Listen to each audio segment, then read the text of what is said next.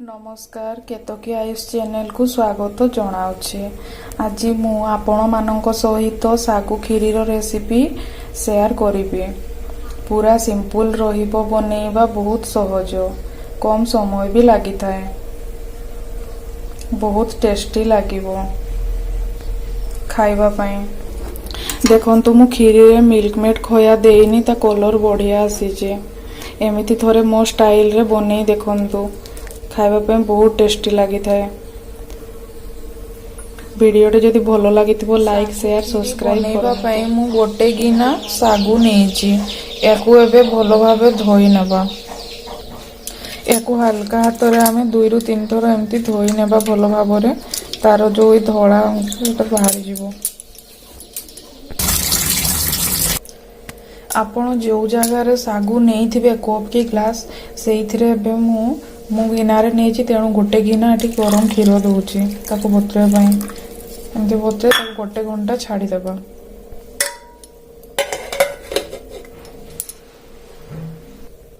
गोटे घंटा हो जाइए।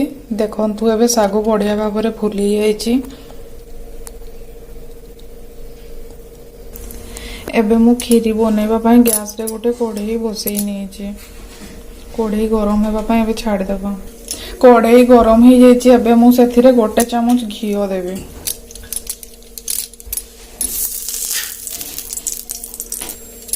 एबे एठी मु काजू छाणी नेबी।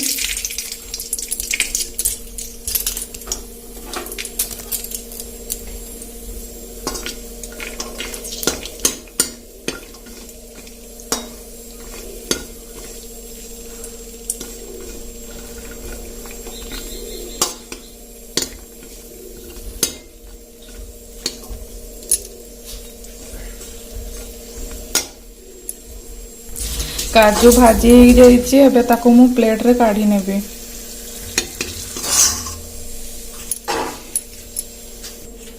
एबे सेठी किशमिश भी दे भाजी नेबी।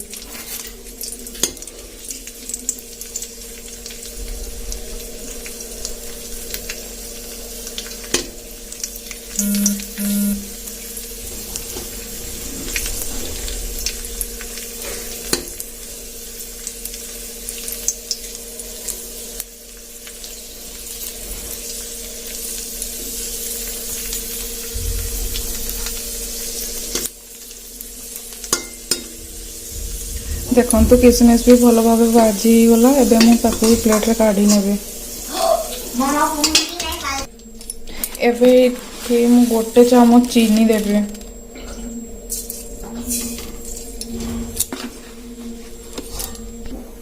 याकू एबे मीडियम फ्लेम रे भाजीबा चीनी को।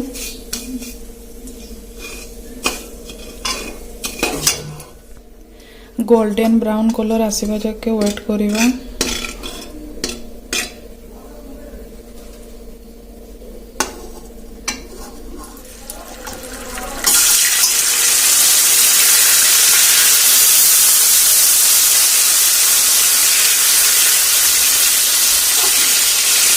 ताको भल भाव मिक्स करनबा।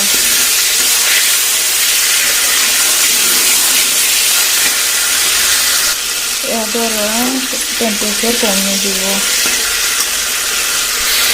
देखते यार कलर बढ़िया आसूची।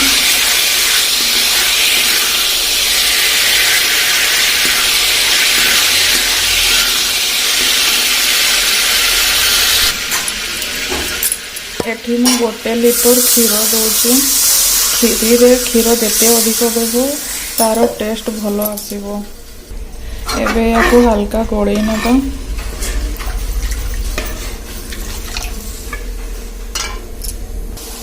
क्षीर टिके गरम होला परे एथिरे आमे मिल्क पाउडर देबो। मिल्क पाउडर देले खीरी रो टेस्ट भल आसी थाए।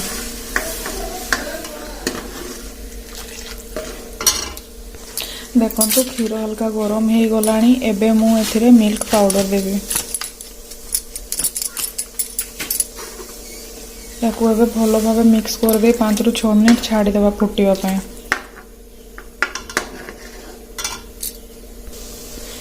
5 मिनिट हो गलानी। एबे एथिरे सागुदाना देबा।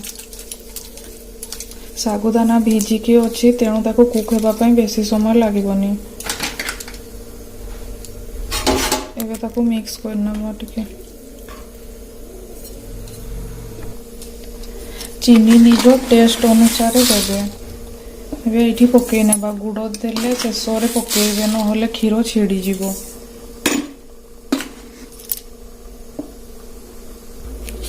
ଏଇଠି ମୁଁ 2ଟି ତେଜପତ୍ର ପକେଇ ଦେଉଛି। ୟାକୁ ଏବେ ଫୁଟିବା ପାଇଁ 5 ମିନିଟ୍ ଛାଡ଼ିଦେବା।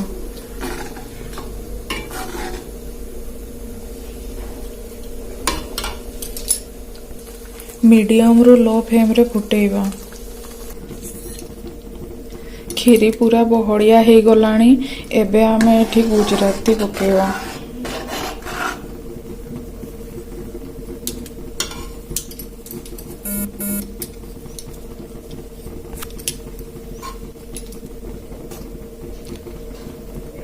କ୍ଷୀରିର ଟେଷ୍ଟ ବଢ଼େଇବା ପାଇଁ ଆମେ ଏଠି ଟିକେ ହାଲକା ଲୁଣ ଦେବା।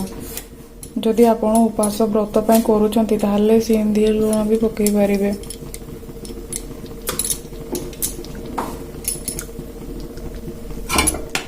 କିଛି ଉପବାସ ପାଇଁ କରୁଥିଲେ ଲୁଣ ଦେବାନି।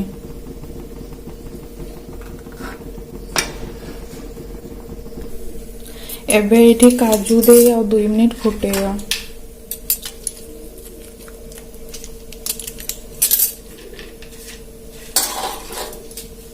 ମୁଁ କିସମିସ୍ ବି ଏଠି ପକେଇ ନେଉଛି।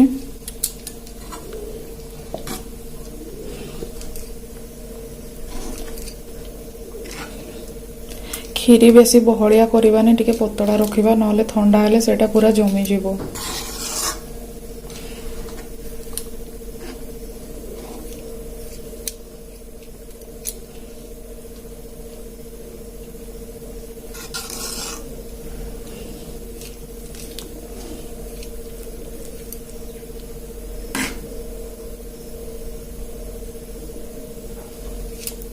ଦେଖନ୍ତୁ କ୍ଷୀରି କେତେ ବଢ଼ିଆ ଦେଖାଯାଉଛି, ତା କଲର୍ ବି ବଢ଼ିଆ ଆସିଛି।